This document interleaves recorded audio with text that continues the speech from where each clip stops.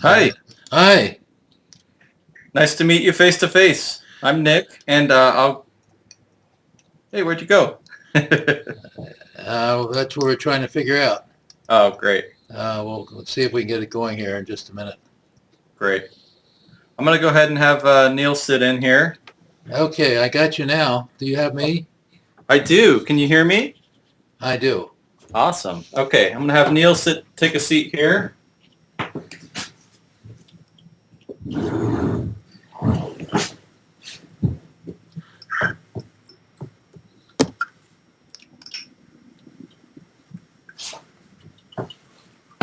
Hello.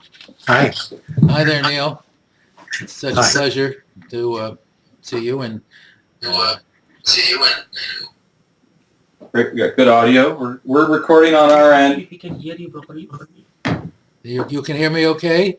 Yes, Yeah. I hear you perfectly. Great. We were scheduled a while back and you, I think, had to go to the doctor. I'm glad. I hope you're feeling well and everything's going fine. Thank you. I am. Thank you. I hope this will be widely used for a college audience.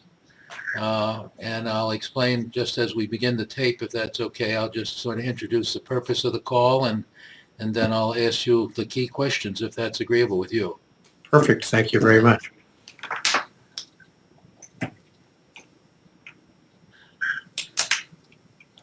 Are you able to hear my answer?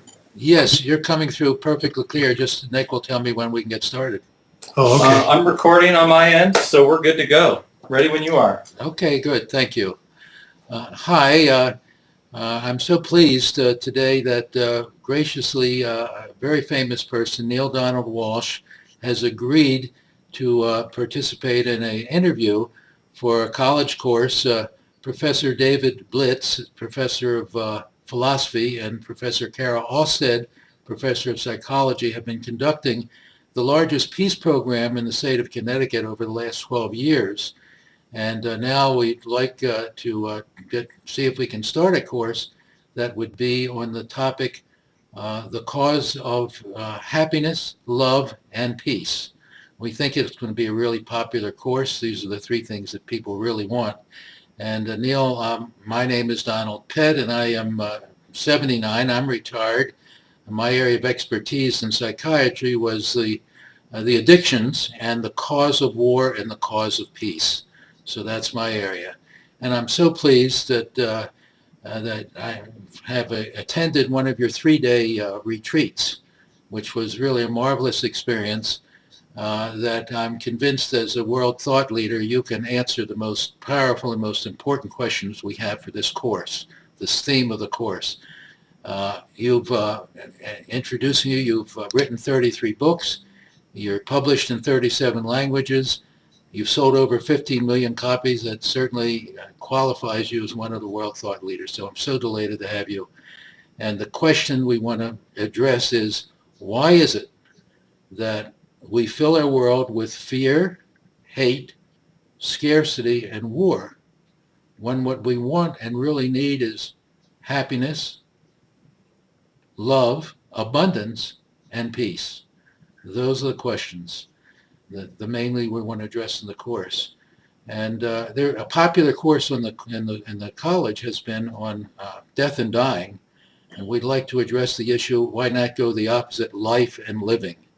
So we want to tap your brains, and perhaps you can share with us, what are your thoughts? What is it that makes you so popular? What is it that people comes to attract to you, that you sold 15 million books, and what message can you offer to college students now that are looking to see what can be done?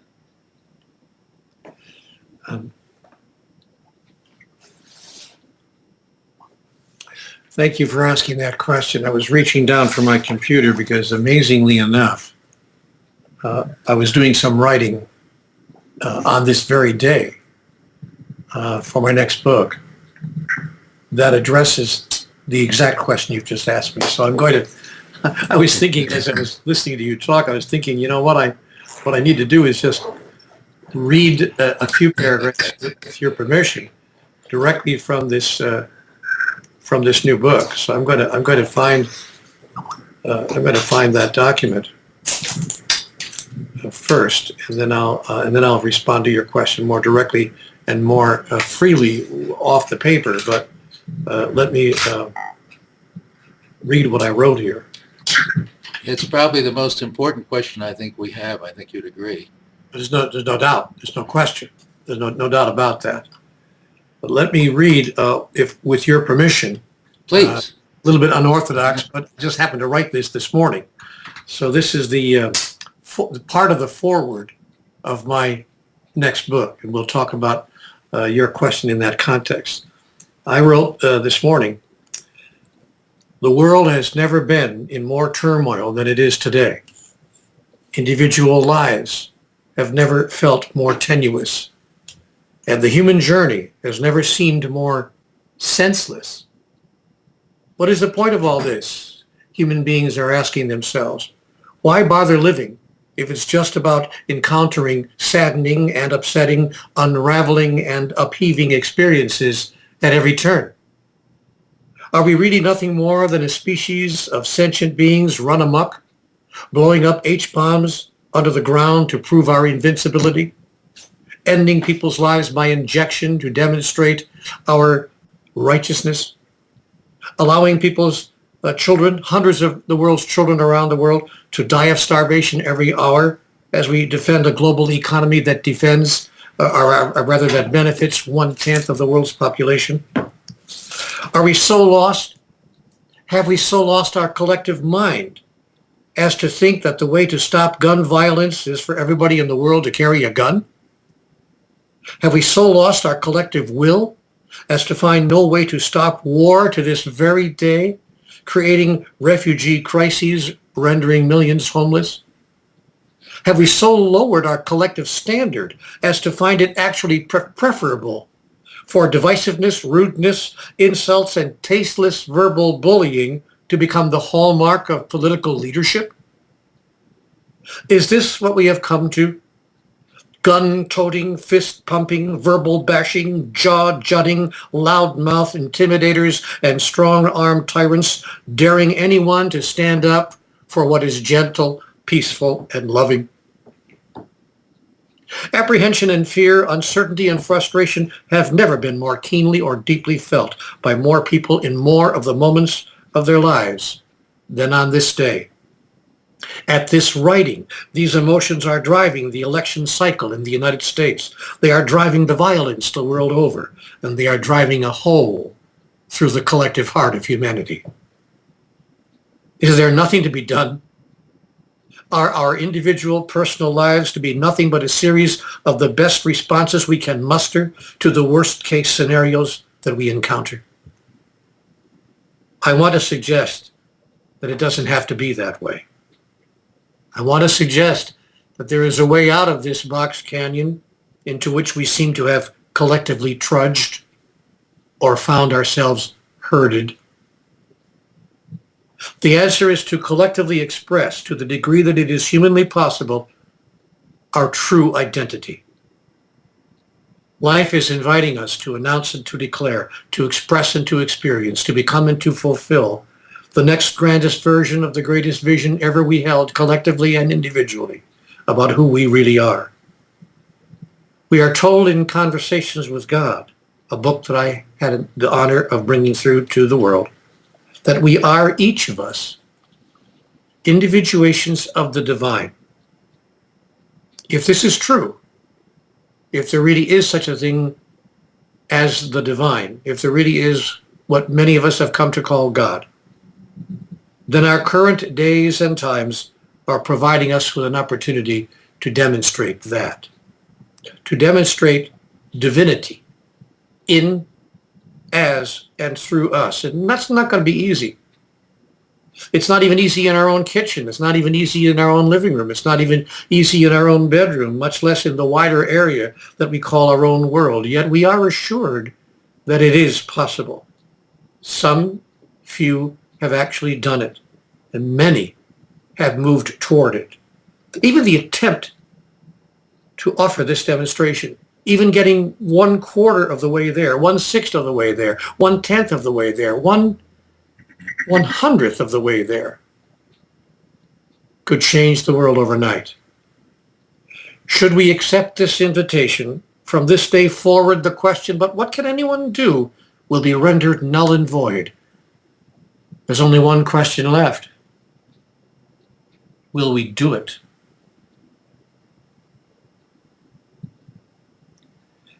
That's the foreword from my new book called Demonstrating Divinity, Humanity's Last Hope. You certainly identified the problem we have. We have a problem like we've never had before in history.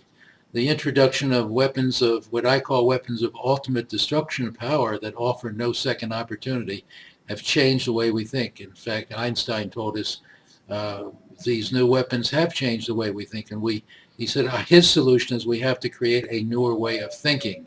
A new way of being. I'm going to add to what Albert said. Not only a new way of thinking, but a new way of being human, a new way of expressing what humanity is. And I'm going to suggest to you that the only way we could find a new way to express what humanity is, what humanity wishes to be, and what humanity has the potential to become would be to embrace, to adopt a new way of understanding, in fact, the identity of humanity.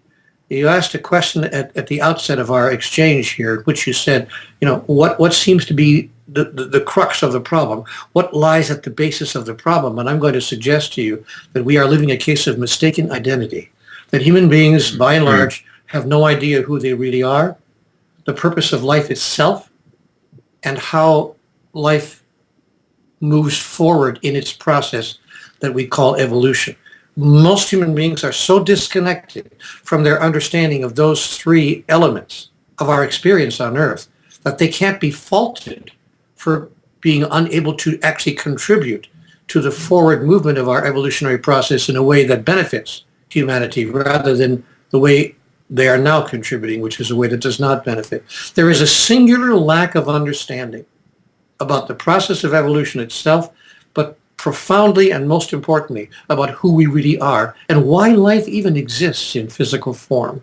These are, of course, philosophical questions. Some would call them spiritual questions. But unless we begin to focus and pay more attention on that aspect of the question itself, the question will never be answered in a way that will resolve the problems we face today.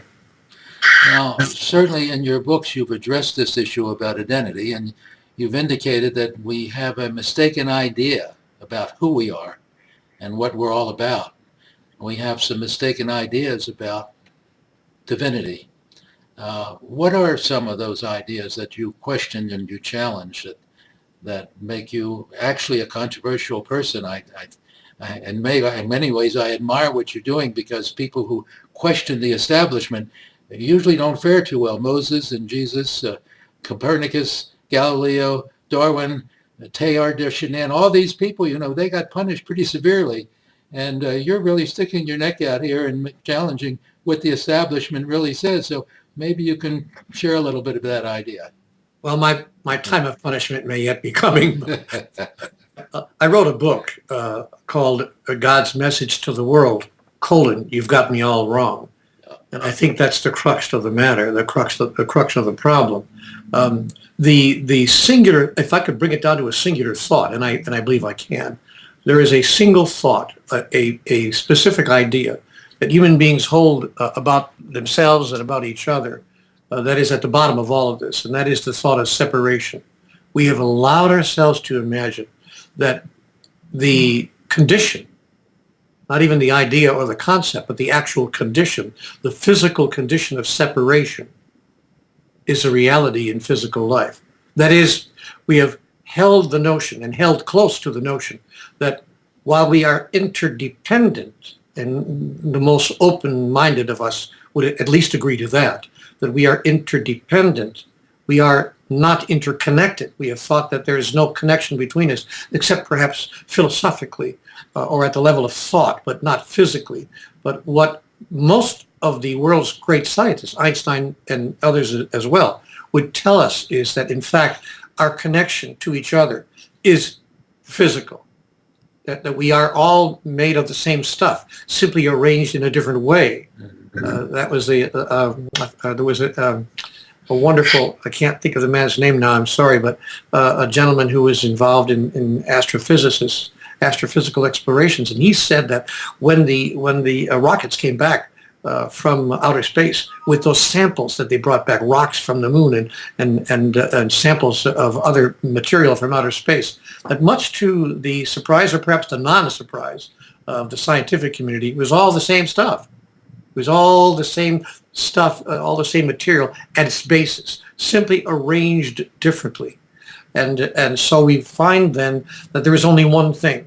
The foundational message of Conversations with God, which is a book that I wrote in 1995, the foundational message of that, this is the 20th anniversary last year of the publication of that book. Its foundational message was this: all things are one thing. There is only one thing, and all things are part of the one thing there is. If we thought that that was more than just a grandiose umbrella statement, just an overarching idea, but if we thought that there was some practical way to apply that notion in our everyday lives, everything on this planet would change, even as it has changed on other planets in the universe where clearly and undoubtedly there is intelligent life. And in many of those civilizations, the evolution has moved past where we are, and they're far more advanced than we are now.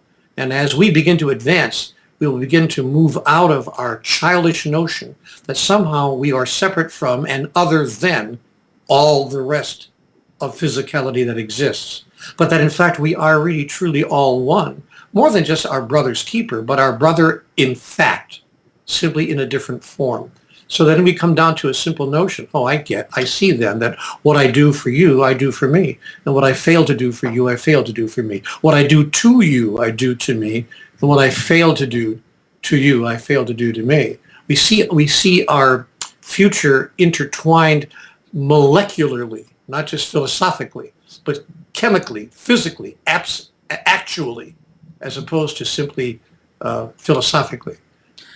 I'd like to address your message for a moment, if we might. Now, generally, the world believes that there was an act of creation 6,000 years ago by an almighty being, and he created everything in one day, that this particular being mainly talks to males. He mainly talks to Moses and Jesus and Neale. to Allah and to Neale, and he talks to a few people, mostly males though, and basically tells people that if you obey my rules, you will live in a place wonderful forever, but if not, you will be punished for eternity, and we'd better obey those laws. Now, you seem to question whether that's the correct idea of the way the world really is. Well, first of all, I would quarrel with respect with your opening, with the few words you spoke at the opening of this last comment. You said generally the world believes that. Actually, generally the world does not believe that, but there is a certain portion of the world, and that percentage is dropping lower and lower every day, every year. But yes, there are many people, billions, who do in fact believe exactly that. In order for us to hold that as a notion true, as an idea true, we would have to agree that God is separate from us, because if God was not separate from us, if separation did not exist, if all things were one thing, then we would have to embrace the notion of a God who punishes itself. A God whose right hand slaps the left and says, bad hand, bad hand. So as a matter of fact, we have to then agree that God is separate from us, that God is somewhere up there and we're somewhere down here, and never the twain shall meet, except perhaps on Judgment Day. But the God, or we might have to believe that there's no God at all, that there's no such thing as a divine being, one or the other. But if you embrace the notion that there's no such thing as separation in the universe, that nothing is separate from anything else, that in fact God and we are one, and that God and that which is divine, if you please, that divinity and physicality know no separation, but rather that physicality is simply a demonstration, an outpicturing of divinity in an infinite number, an endless number a countless number of forms. If we accept that as a notion true, then we notice that the idea of an essence or an energy that would punish part of itself because it has not reflected the fullness of all of itself would be, on the surface of it, irrational and impossible, actually, in terms of any kind of righteousness. Righteousness would not support that. So any more than righteousness would make sense for me to keep hitting myself with a hammer. And the old notion of the psychiatrist, the guy comes to see the psychiatrist, and he says, Doc, it keeps on hurting me when I hit myself with a hammer. And the doc says, well, stop it. So what we need to do is to stop believing our thought of separation, and to stop imagining that somehow or another we have a God who would have even any reason. I invite my students in my seminars to buy into the notion for a moment. Let's just accept, for the sake of discussion, that there is a God, and that God is separate from us, and that God therefore, in fact, might be in the mood to punish us for not doing what he wants us to do and for failing to meet his wishes. The ultimate question comes, why would God have any requirement of that nature to begin with? That is, how could God be God if we believe in God at all? What are we truly, as someone put it in the title of a play a few years ago, children of a lesser God? Are we truly children of a lesser God who is divine but somehow is incomplete? That a God who somehow has needs and requirements, and that if we don't meet those needs, then God has the power to punish all of us? So we therefore believe in a God who has something that God is missing. The missing of which causes him to be angry, disturbed, upset, frustrated, and punishing, and will punish us because we have not given God what she needs. It's an interesting notion to imagine a God who would first of all separate us from him, cause us to be separate from him, cause us to be less than what he is, and not even have the potential to even get to where he is, and then having done that, having by his own power reduced us to be less than him, then punish us because we are less. And then tell us that our job is to become as holy, as sacred, as wonderful, as incredibly good as God is. And, I want to ask God, if that's what you want, why didn't you create us that way? Why did you cause us to be somehow less than you and then require us to reach up and become you, or to punish us because we have not done that? But when we run down the list of things that God is purported to be punishing us for, we see, forgive me, with respect to all those who believe that, we see the absurdity of it. Yes. That God would actually punish us, for instance, as an example, for belonging to the wrong religion. That even if there was a God who was separate from us and who desires us to return home and become one with him once again, that God would say, I don't care how sincere you are. I don't care how pure you are in your desire. I don't care how earnest you are in your intent. And I don't care how powerful you are in your efforts to get back to me and to live a good and wonderful life. In fact, it doesn't even matter to me. If you're kind, if you're caring, if you're compassionate, if you're generous, if you're understanding, if you're forgiving, none of those things matter to me. You can be all of those things. You can be the pinnacle of compassion and of forgiveness and all the good things that we think make a human being wonderful. You can be all those things. It doesn't matter because you belong to the wrong religion. And because you belong to the wrong religion, you're going straight to hell for everlasting damnation to experience that. Because somehow or another, all the other good things that you were and did in your life have been obviated and eliminated because you belong to the wrong religion. Does God really care that we accept a brand name religion? But there are billions of people, with respect, who actually believe that's exactly what's so, that it doesn't matter. It is not by your deeds that you are judged, except by the single deed that you belong to the right religion. One presumes, therefore, that if you belong to the right religion, you can get away with almost anything. I mean, I know there are processes in place to make sure you can't. Years ago, many centuries ago, there was actually a way to get around that. If you had enough money and could contribute enough land or jewels or treasures or cash to the church, you could buy what was known in the Catholic religion as a plenary indulgence. That is, you could have your entire slate of sins removed simply by buying your way into heaven. See, we think heaven is a meritocracy.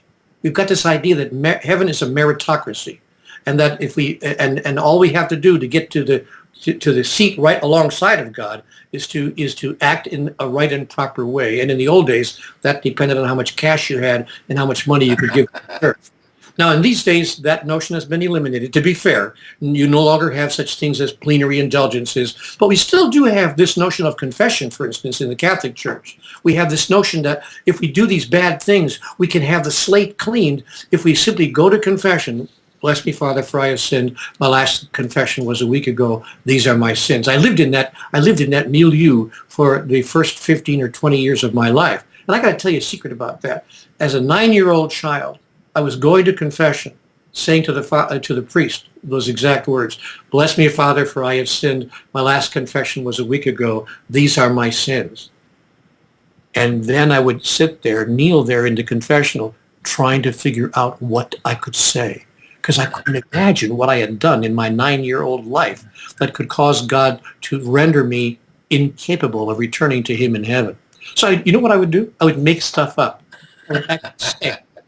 I would say, I had to go to confession once a week. The sisters were outside watching us. We all had to go in as part of that. I was in class, so we had to go. The whole class went, you see, on Saturday. So the nuns would watch us to make sure we were not skipping out. So when I got in there, I had to make something up. So I said, "Well, let's see. Well, I said bad things to my mommy. I talked back. In fact, I never talked back to my mother. I loved her completely, but I talked back to my mommy. And I said a bad word on the playground. And I would make stuff. I stole my little brother's. I don't even have a little brother, but how would he know? Candy, And I would. So I was lying in the confessional, committing a sin in order to get out of the confessional and have the. And I thought the priest didn't know what I was doing. That poor priest understood. That poor guy was trapped in a dogma just like I was. And the poor guy had to be smiling and thinking to himself, "I'm going to let this kid off easily. 3 Our Fathers, 3 Hail Marys. Go do your penance." But I also understood, I was shocked when the priest told me when I was around 11, I was in a catechism class. And I said to the priest, I can't believe that even my grandmother, who was everyone acknowledged, a saint among people, just a walking saint, would not go straight to heaven upon her death. And God said, "Well, there aren't very many people there. So I'm sure she's committed a few sins." I said, "Well, then where would she go? Purgatory. She didn't go to hell because, but she wasn't that bad. But she was a practicing Catholic after all. But she did go to purgatory probably." And I said, "What's purgatory?" God said, "Well, purgatory is this place, where your sins are. It's kind of like hell, but it's not forever. Your sins are burned off through torture and, but it's not forever. So it's like hell, but it's not forever." I've had a couple of marriages like that, actually. Like hell, but not forever. But anyway, it's another whole story. But so there was my grandmother in purgatory. I said to the priest, "How long will she be there?" And the priest said, "Well, there's no way to know, my child. I mean, there's no way to know. But you can do something if you want to make it to be helpful. You can go down to the church and light a candle and say a novena and say a prayer and ask God to reduce her time. And if you say a novena every day, then it's quite possible that your grandmother will spend less time in purgatory." I was told to believe at the age of 11, God who would reduce my grandmother's time in purgatory if I lit a candle and said a novena. But of course I had to put a nickel into the little box. And this was the God I was asked to believe in, a God of such puny justice. Neale, from your meeting that I went, it was quite clear you were kind of rebellious, though you didn't accept that. And there were some stories you told that really changed your life, some experiences early in your life that regarding your conversation with a priest about you're going to be an usher boy, I believe, in another church and camping. Would you share a bit about that? Or Well, yeah. So I was going to be an usher at a friend's wedding. A man across the street, a younger gentleman at the time. He babysat me from the time I was 7 to the time I was 11 or 12, and then he was now about 22 or so at that point. And but he was kind enough to invite me. I guess I was about 12 or 13. If I'd be an usher at his wedding, because he'd known me since I was a kid. I mean, really a young kid. I was so excited. My first chance to wear a white sport coat and a pink carnation, just like the song. And it was a summer wedding, and I was going to be in. And I was told you can't go to that. You can't go to that wedding because it's in a church that's not Catholic, and Catholics are not allowed to attend a non-Catholic church. It was blasphemous. It was heretical. It was not done, and it was not spiritually correct. So I mean, I heard this from the priest, and I thought, no, that can't be. God would not punish me for simply walking through the doors of a Lutheran church. So I disobeyed the priest, and I went to and no doubt that's why I've turned out as bad as I am. I'm certain that God has taken it out of me ever since and turned me into this horrible creature you see standing before you, saying these heretical and blasphemous things. But I could not, and that was the beginning. That day that I went to that church anyway, and stood there with my friend and was an usher in his wedding. And I did it trembling, but I need to tell you, at 11, I was not as I am today. I was trembling, and I remember going to sleep at night for the next few nights, hoping that I was right about that I hadn't misjudged God. And I would say that prayer that we were all taught to say as kids, at least all of us Catholic boys were. Now I lay me down to sleep. I pray the Lord my soul to keep. If I should die before I wake, I pray the Lord my soul to take. And I was so frightened, and I was so scared. And then finally I grew out of that fear. And I thought, wait a minute. If there is a God anyway, and I'm not even sure there is, but if there is a God, surely it must be the source of all that's good in the universe, of love, if you please. Sorry to be so, but it's got to be the source of, if it's the source of all love, God surely wouldn't punish an 11-year-old child for walking into a Lutheran church. Well, I was impressed because as a child, you at that time were willing to say I'm interested in common sense that doesn't make sense to me. I mean, that's quite remarkable for a young child. And I was challenging the priest in many ways. The reason I was even talking to him was to be fair to him, he had invited me to the rectory because I was asking questions in catechism class that he did not want to have to answer in front of all the children. So he'd say, son, we should be talking more about this. There's not enough time. He used the excuse, there's not enough time in class for us to explore these questions you're raising. So he, in fact, invited me to come to the rectory and ask these questions of him because he saw that I had a probing mind and that I wasn't accepting everything on face value. And I have to say, to give him some credit, there were many times I would ask him a question and he would look at me directly. He would say, I don't know. I don't have an answer to your question. And he would say to me, son, I want you to keep asking those kinds of questions all the rest of your life. He gave me that encouragement, and he gave me that permission. He at least made me not afraid to ask questions and to question the dogma and the doctrine that I was being given. So I'll give him that credit, and I'm always grateful to him for providing the space for me to step into that part of myself, which simply did not accept much on face value. Now, there were some important people in your early life. I think you'd say Kubler-Ross was one of those. Yeah. Well, as a younger man, I happened to meet Dr. Elizabeth Kubler-Ross through a mutual friend. And I was at that time working in marketing and public relations, and she needed some help in that area. She needed somebody to work with her and get her message out to a broader audience. And so she asked me if I would be interested in giving her some volunteer help. And I did, and I offered her volunteer help, and I worked with her to set up certain lectures and other programs that she was doing on the East Coast of the United States. And then after a while, I was actually invited by Elizabeth, Dr. Ross, as others knew her, to come to her place, her little retreat site called Shanti Nilaya, Home of Peace, Sanskrit for Home of Peace. to come to Shantinilaya in Escondido, California, and join her and a small handful of other people on her staff. She had a staff of like maybe 4 or 5 people, and I became one of those 5. And I worked with her in. How did she influence? What was positive influence did she have on you, do you think? Well, she told me how enormous influence. I mean, working with Elizabeth Kubler-Ross was unbelievable. I worked alongside of her on a daily basis for a year and a half or more. I traveled with her to the homes of people who were terminally ill.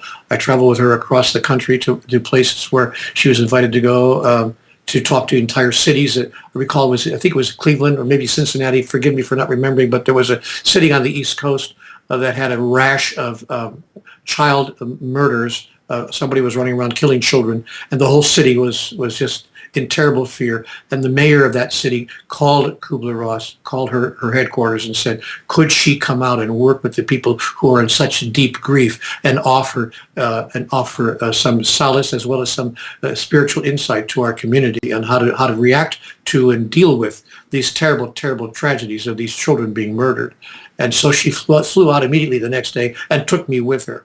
And I sat there and watched her. I said nothing, of course. She just said, just watch. She knew that I was hungry to understand larger things. And that was a wonderful part of your experience then. It was a college education. Yeah. It was a master's degree of a doctoral degree all in one. So we could to sit alongside of this extraordinary human being and watch her work. And she would just say, just sit there and don't say anything, just watch and listen carefully. And you also apparently, you wrote a book about Barbara Marx Hubbard, and she was an influence in your life, apparently. Well, Barbara has been an extraordinary friend and a wonderful colleague. And she had a hard time, her book agent had a hard time finding someone to write her biography, because all of the writers that they were approaching, reporters for the Los Angeles Times and other professional writers, didn't quite get her. That she was pretty far on. As a professional writer, they could have produced a document, but it wouldn't have really gone into the deep inside essence of who she was. And Barbara and I had known each other almost 20 years at that point. So I said to her agent, I'll be happy to write that biography if Barbara wants me to, because I've been a professional writer and a professional journalist, working for newspapers and wire services and so forth, and broadcast radio stations all of my life, all of my younger life.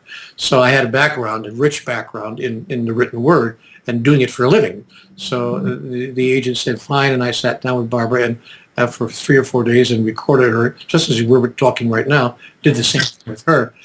For 3 or 4 days, and then I was able to write the story of her life. Yes, she's been an enormous, wonderful influence, not only on me, but on many people, thousands, hundreds of thousands of people around. Now, as an evolutionary futurist, the questions that she raises are, how can we use our new power to do good, and can we evolve by choice rather than chance?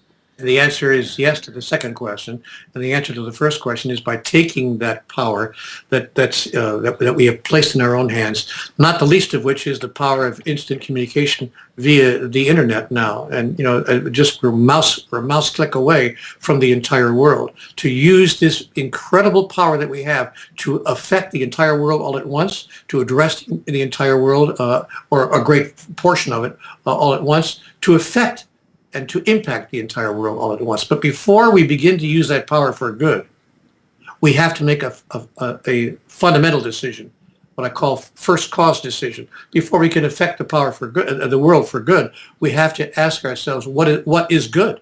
Quote unquote, how do we define good?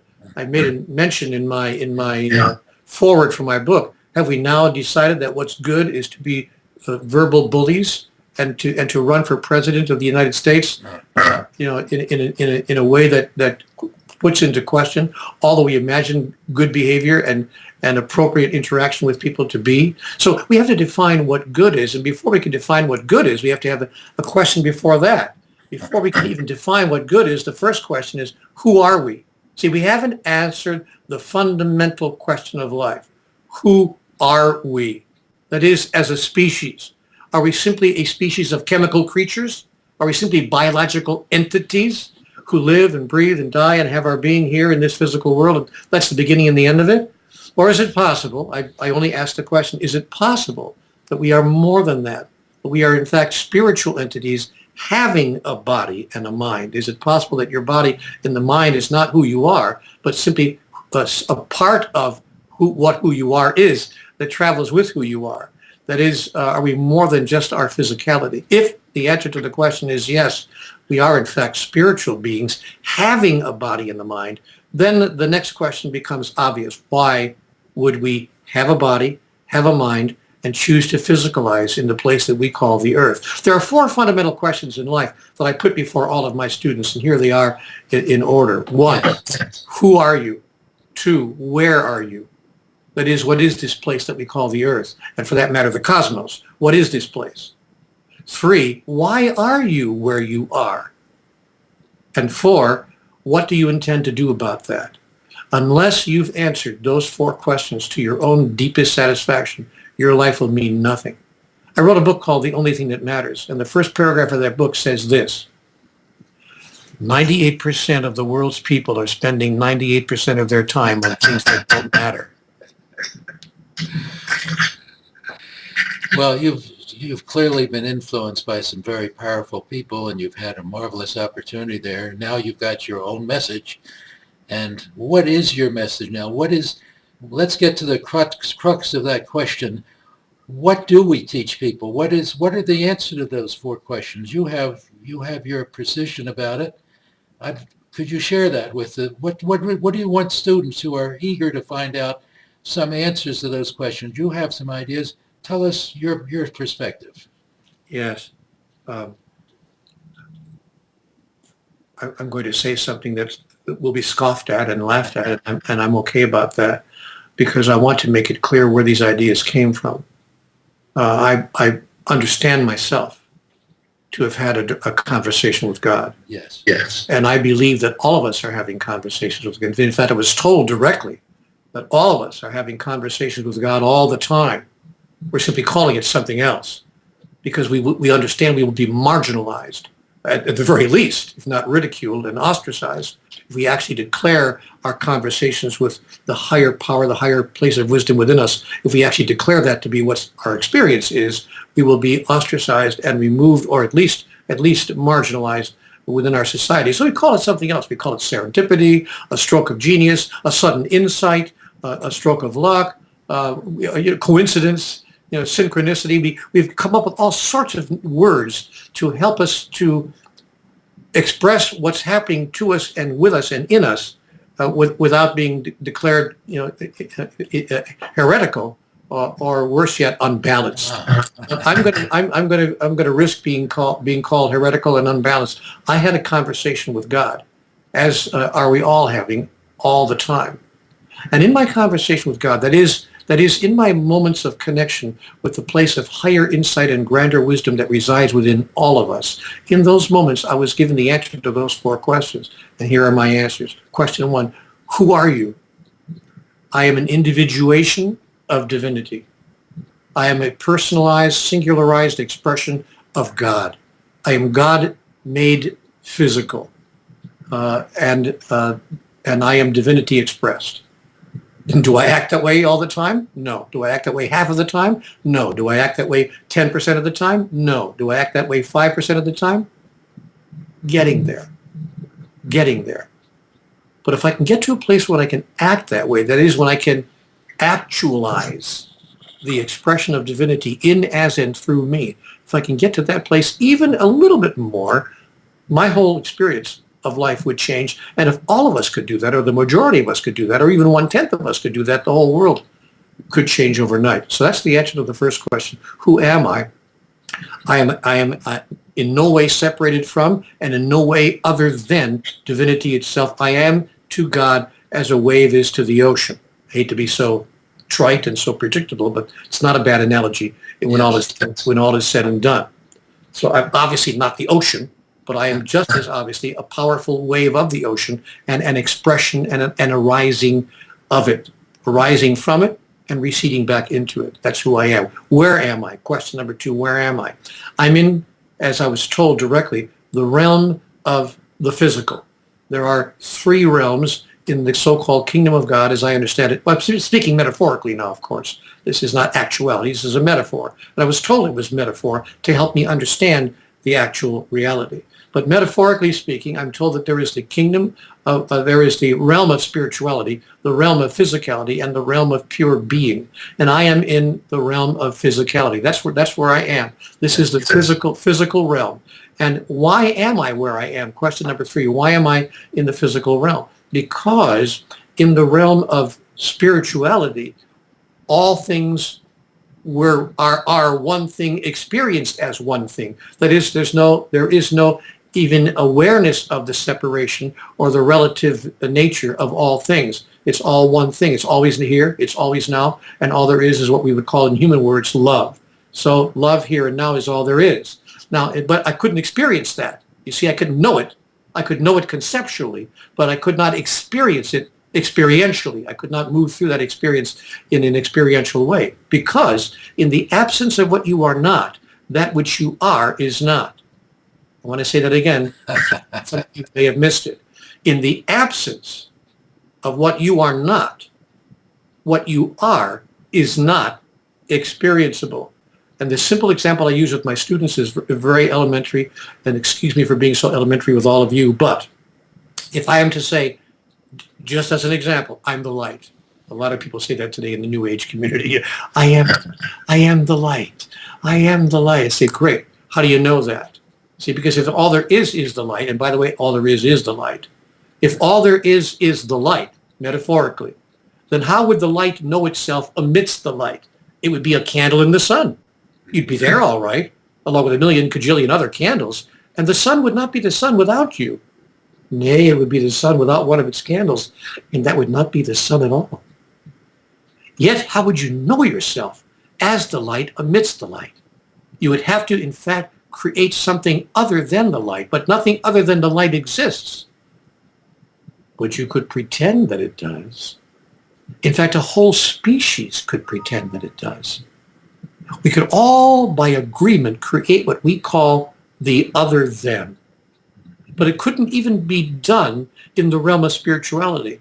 Therefore, we would have to actually create, that is, the God in us would create the realm we call physicality, where now and then, before and after, up and down, left and right, good and evil, black and white, male and female, created he them, where all these relative expressions of the single thing there is could exist, such that it would allow us to know who we really are. Then I could be the light by imagining and experiencing what I have called the darkness. But if I understood what was going on, I would say something very direct to all those around me. I would say to all those around me, raise not your fist to heaven, and curse the darkness not, but be a light unto the darkness, that you might know who you really are, and that all those whose lives you touch might know who they really are as well.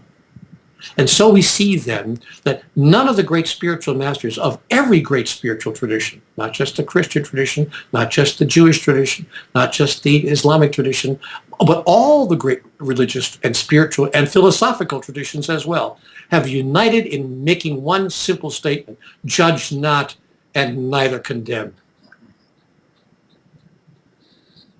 Let's talk about love for a minute. My understanding is you feel God is love and as is freedom.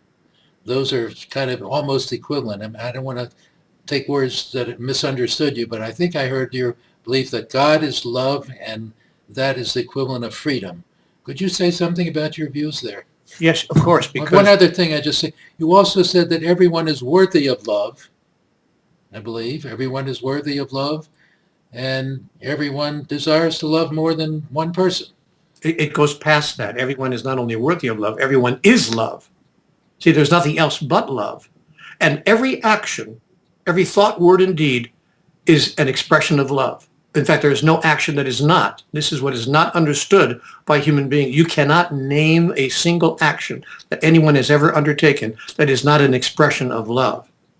Even the actions of terrorists, even the actions of killers and murderers, or thieves for that matter, or anyone who does something that we have judged to be inappropriate and evil, even those so-called evil acts are ultimately at the bottom line, and clearly, by someone who sees it clearly, an expression of love. The thief, for instance, to use a simple example, steals something because he loves it. and he thinks he can't get it any other way. Therefore, his act of thievery is an act of love.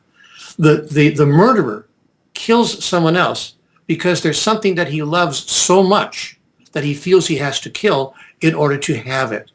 The terrorist, beneath all the terror that that person might bring and place into the world, does so because of a deep love that exists within that person for something or another, some idea, some beliefs, some thought, some way of life, that he feels the only way he can protect it or achieve it or create it is by wreaking terror on the rest of the world. Which leads us to a simple question. If I had been president of the United States on 9/11, or if I was president of the world today, I would ask a simple question of the world at large and all those who would do these things that we wonder what could cause them to do it. I would simply say to them, what hurts you so badly? And what do you love so much that you feel the only way you can express it and heal it is to hurt me? What do you love so much that the only way you can express it, in your opinion, is to do what you're now doing? Let's identify that.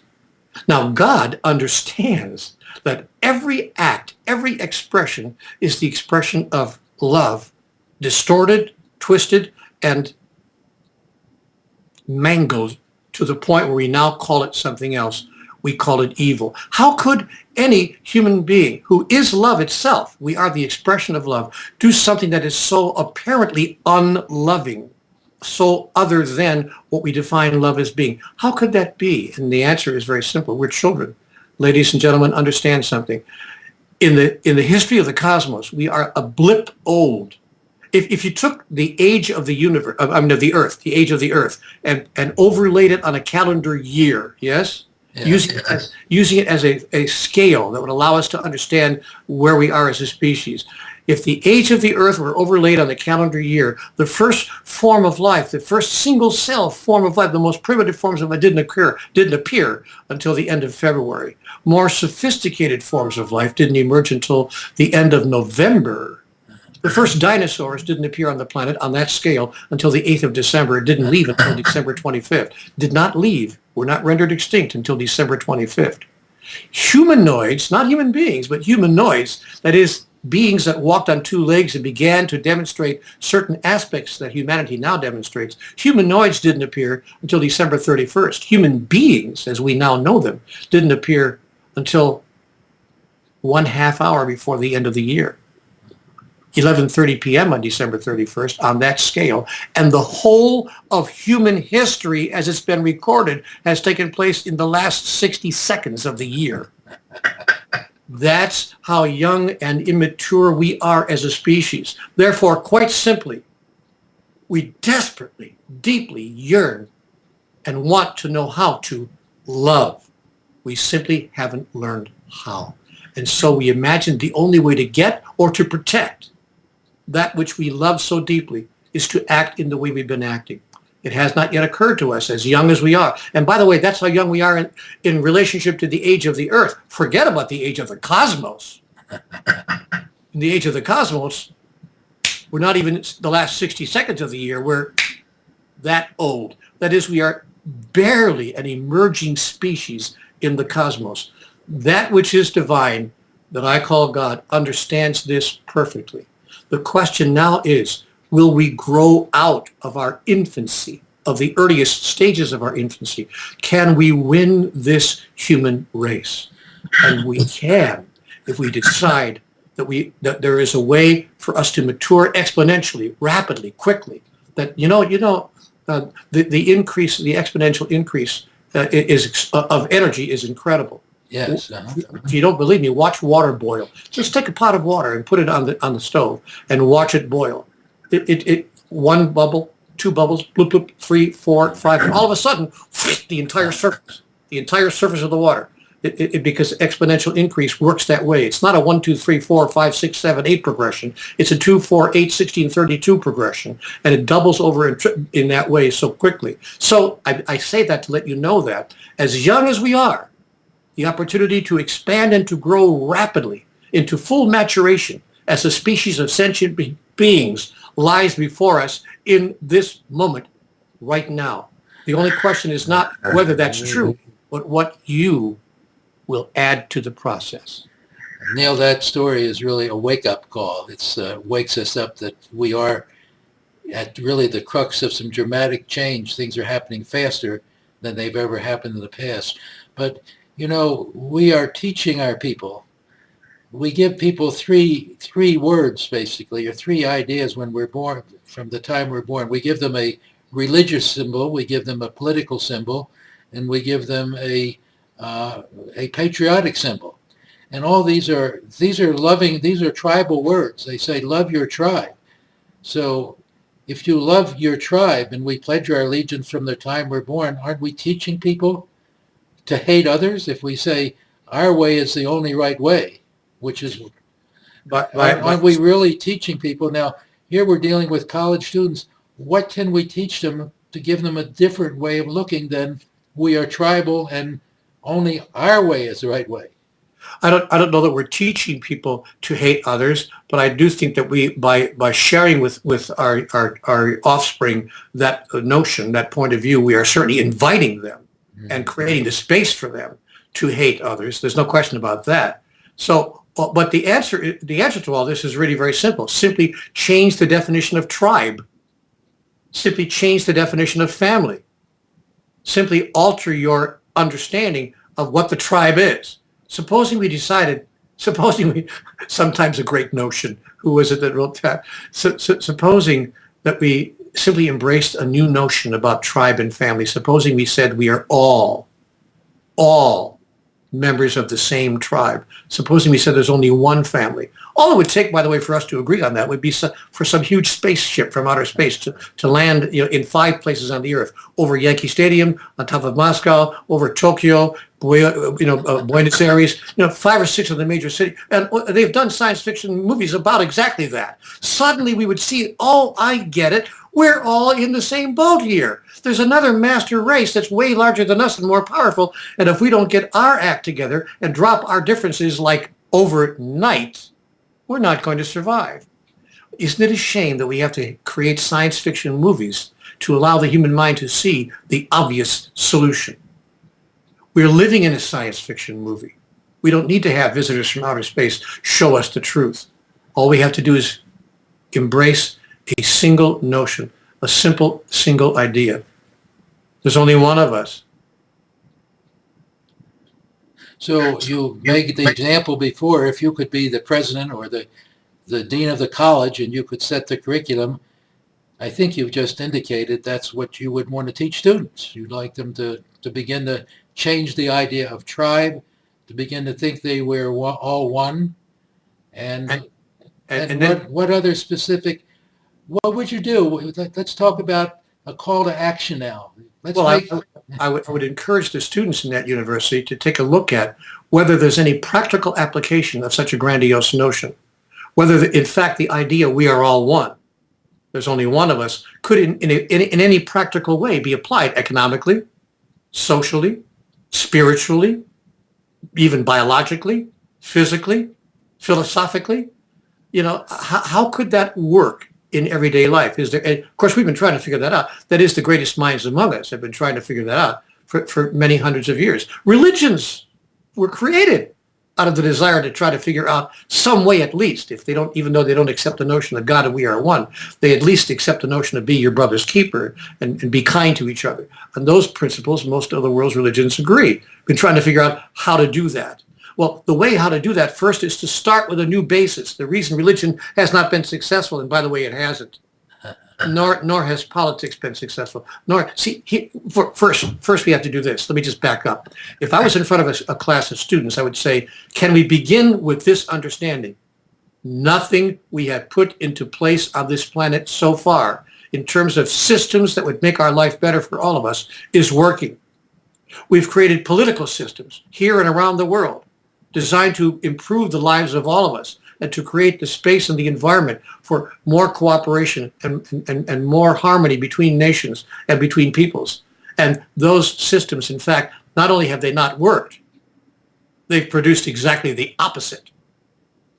We've created economic systems designed to create, at least if nothing else, opportunity for all the people of the earth to share in the abundance of this wonderful planet and all we've created here. Not only have our systems failed to produce that outcome, they've actually produced exactly the opposite.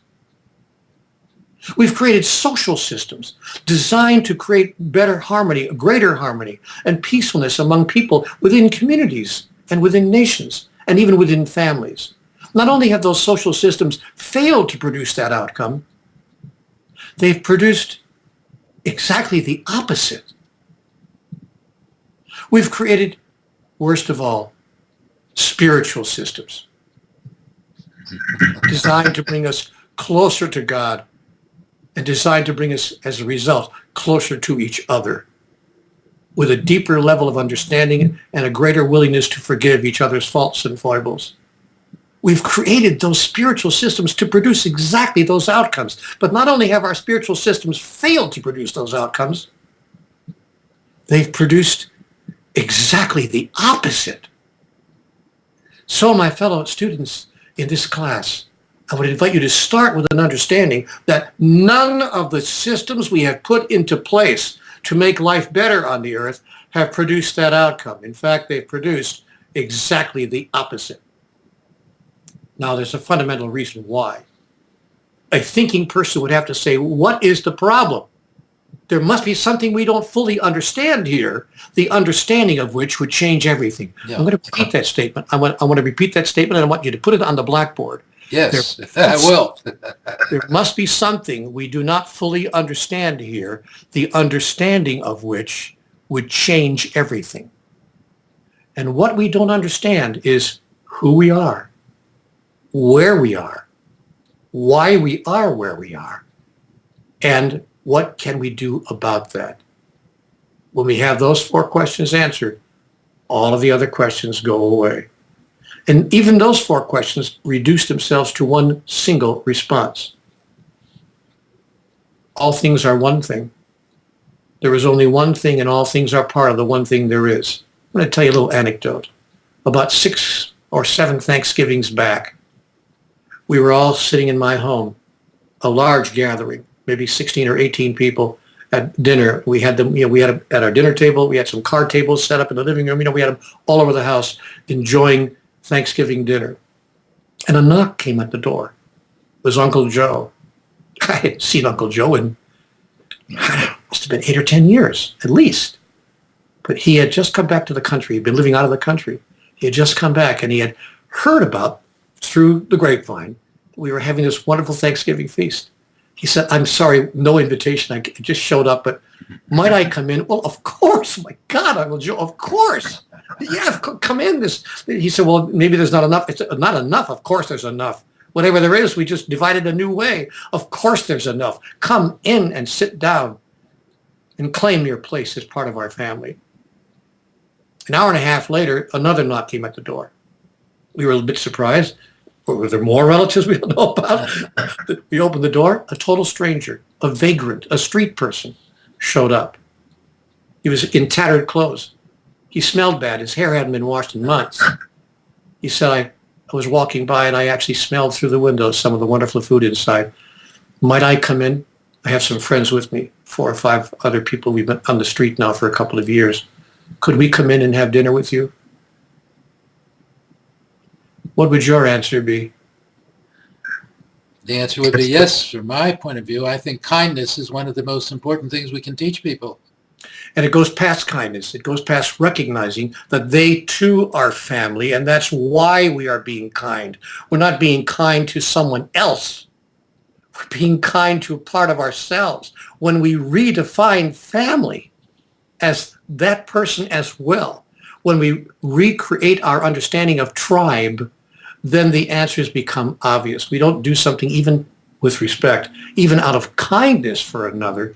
We do something out of recognition, that is to recognize, that is to know again, to recognize what's always been true. There stands a member of my family. In fact, there stand I, that there is no separation between me and that other person. That simple notion, applied economically, environmentally, spiritually, socially, and politically, would change the world overnight. Ah, but who will bring that idea before the world? Who will have the clarity, the awareness, and the willingness to place that idea before the world? And will it be next week, next month, next year?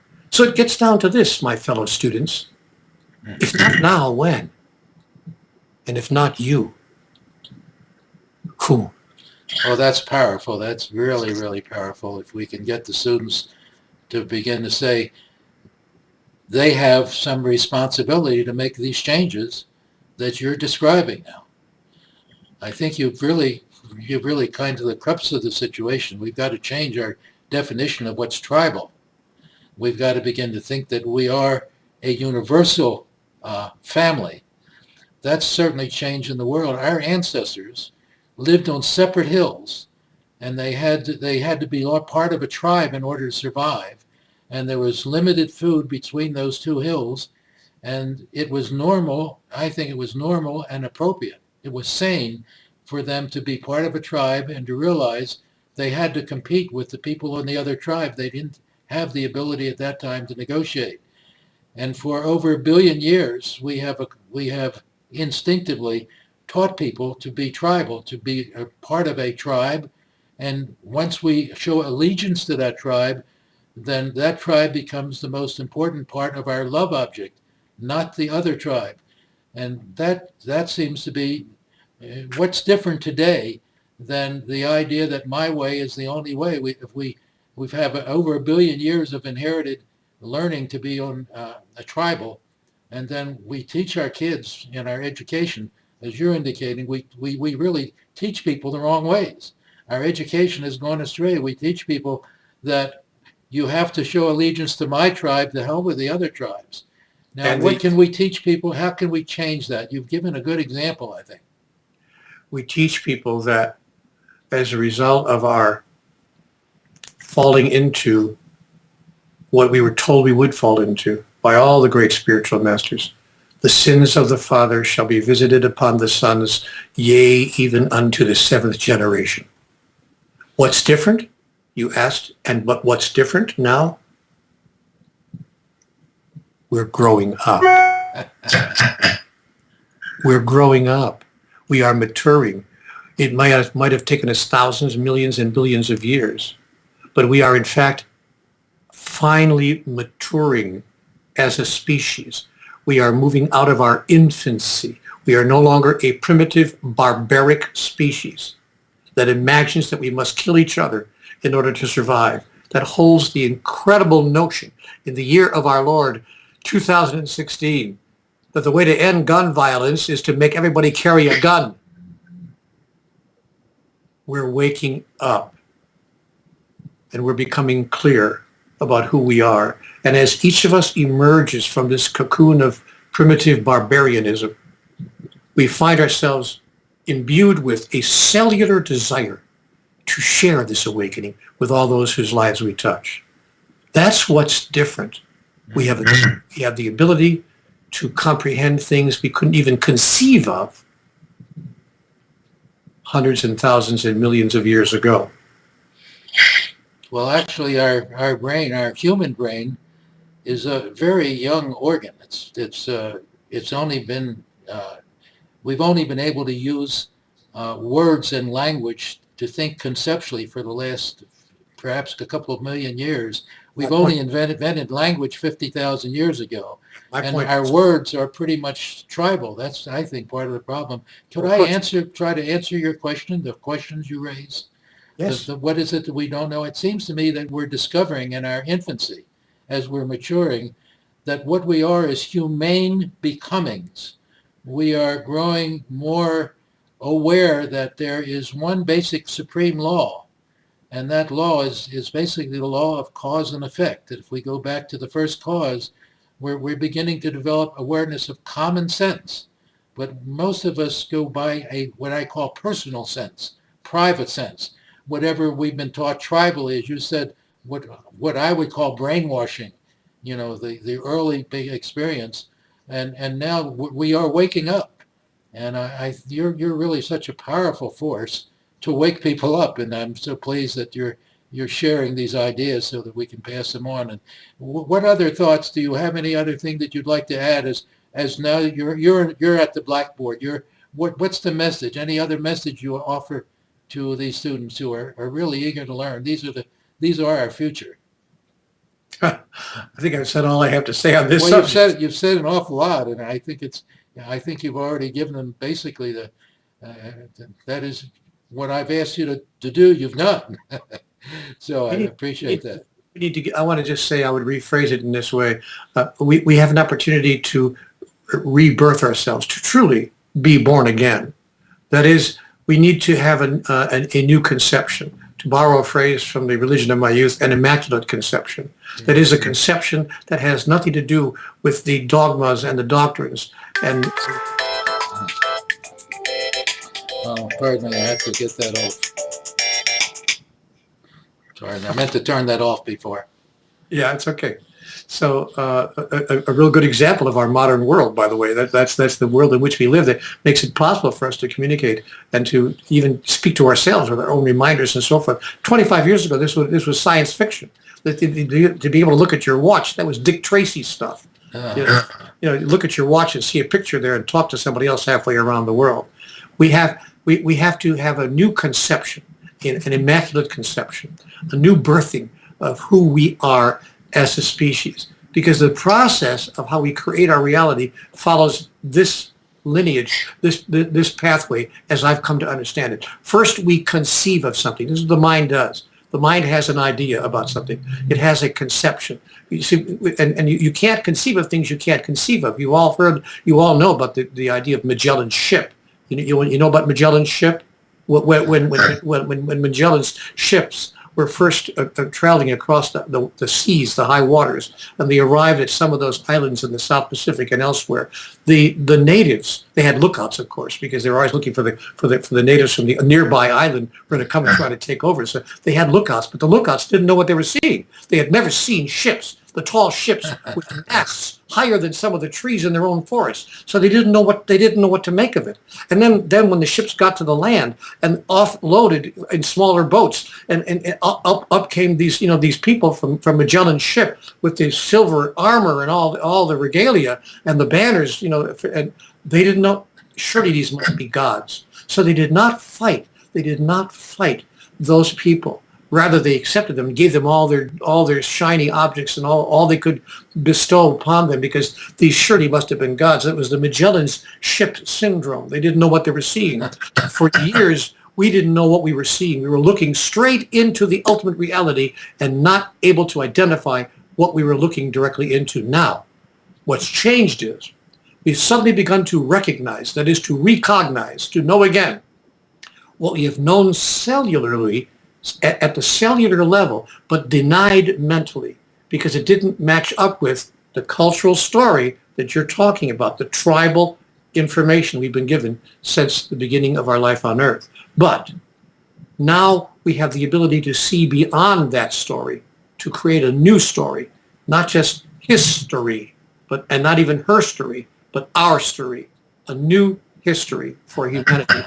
And this is a new conception. And this is how we create things. First, we conceive. See, we have to find a new way to sieve things. I've created a new word in the English language called sieving. Sieving is how we create our present reality. First, we conceive. Then we take a look at the idea that we have conceived. All of us do this, by the way, in our daily life. We're in the shower stall. We have an idea, a brilliant idea, and we take a look at it immediately. No sooner do we have the idea than a part of ourselves steps outside of ourselves and looks at the idea and judges it and makes us an assessment. Is it a good idea or is it a bad idea? So we actually have a perception of our conception. First we conceive, then we perceive. If our perception is not accurate, if it's based on outdated dogma and doctrine and ideas from before we even had that conception, we will actually receive it. That is, our perception receives the original sieving. And in that process of receiving our original conceiving, in that process we want to be careful not to get the wrong idea, or we will undo the glory of the original conception. That is, we will deceive ourselves. Be careful that you don't deceive what you have conceived. Garbage in, garbage out. Gigo. So here's our opportunity now. Our opportunity is to create an immaculate conception, an idea so clean and so pure, no one's ever seriously embraced it before. The idea that we are, in fact, aspects and individuations, expressions of divinity itself, and the notion that we can actually achieve the expression and the experience of that in us, through us, and as us. Don't deceive yourself, because that immaculate conception turns out to be the ultimate truth. Of course, I could be wrong about all of this. Well, But if you know a better way to live, tell me what it is. Because the way we're doing it now ain't working, folks. I love what you're saying, Neale. I think you're right on, and I really feel that apart from, as a world thought leader, apart from being directly on to some of the answers that we need, one of the things I admire that sets you aside from some of the other thought leaders is that you offer conversations, you offer opportunities for people on your own website. You have a site, Conversations with God, CWG, that people can come and interact.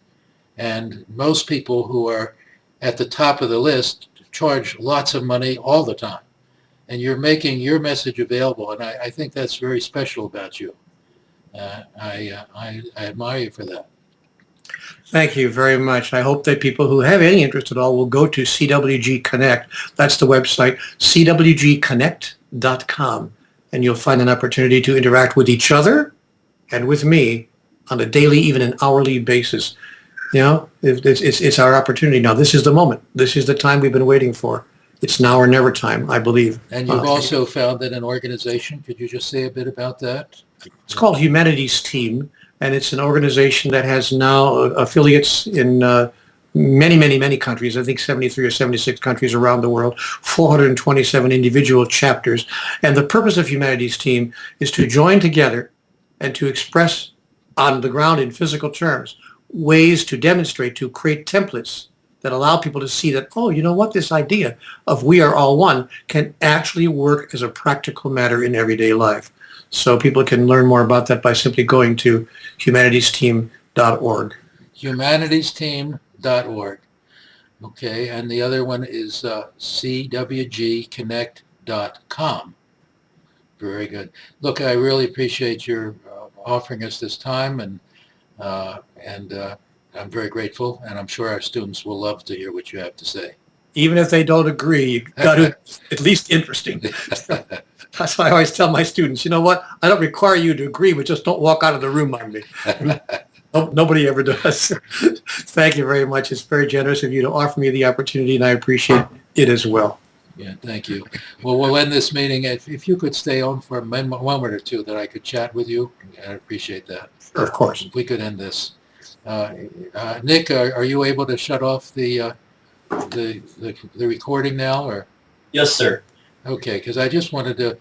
I had talked to Will, and I sent him a note, and I said I would like to have. I know you've offered from time to time private conversations with you as part of your teaching, and I told Will that I'm able and willing and interested to pay for some of your time to continue a bit more of a conversation with you.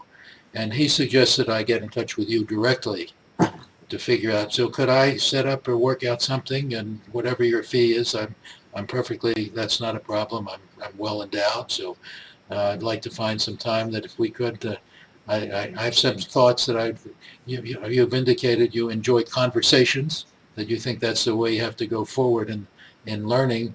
And I would really love the opportunity to have a bit more of a conversation with you. You know, it's easy to do. I would suggest that we just start off by sending me an email, and my email address is unforgettable. It's Neale@neale.walsch.com. If you know my name, you know my email address. Neale at neildonaldwalsh.com. Just that simple. Okay, well, I'll send you, and then we'll work out something if that's agreeable. That's wonderful. Again, I admire what you're doing, and I tell you my interest. I have 7 grandkids, and as an expert on the world situation, because I've had very good mentors in my training, I'm convinced that we have no more than 10 years to get our act together, or my grandkids are not going to enjoy the opportunities that I've experienced. And I really think we can do something, and I think the kind of message that you have and the availability of the internet now and the ability to get communications going widely. So I'd like to enter a conversation with you about that. I think we need more of you, and there are more of you. You're wonderful, but you're not unique, if you understand what I'm saying. There are other thought leaders, and if we can get enough of those people, we really can make a difference, and we don't have much time to do that.